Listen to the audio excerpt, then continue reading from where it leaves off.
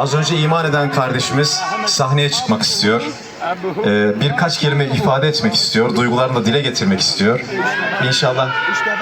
İnşallah ezandan hemen sonra duygularını ifade edecek ve programımız bitecek kıymetli misafirlerimiz.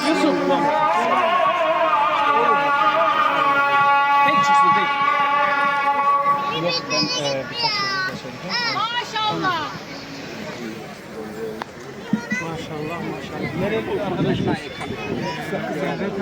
Abi, Fransız.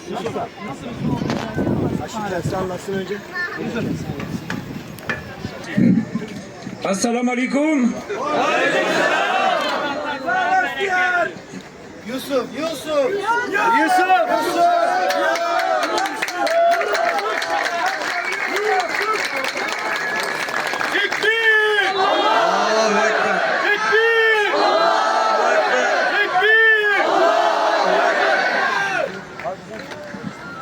Je tiens en premier tout simplement à remercier le peuple turc et sa solidarité et son humanité incroyable, exceptionnelle, avec le monde entier et avec la Palestine.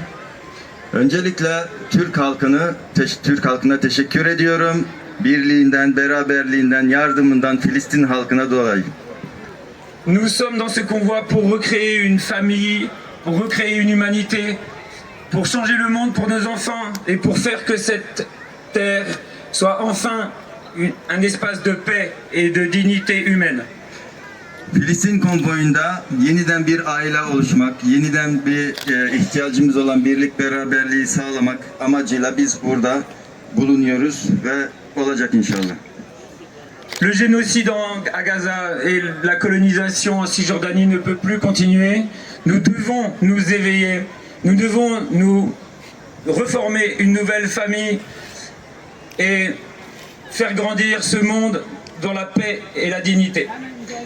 Gazze'deki soykırım, Batı Şeria'daki işgal durmalı ve bizim burada bunları durdurmamız için birlik beraberlik içerisinde devam etmemiz gerekiyor eylemlerimize.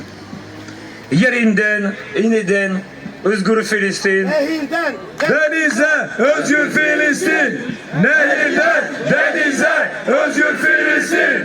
Nehirden, denize, özgür Filistin.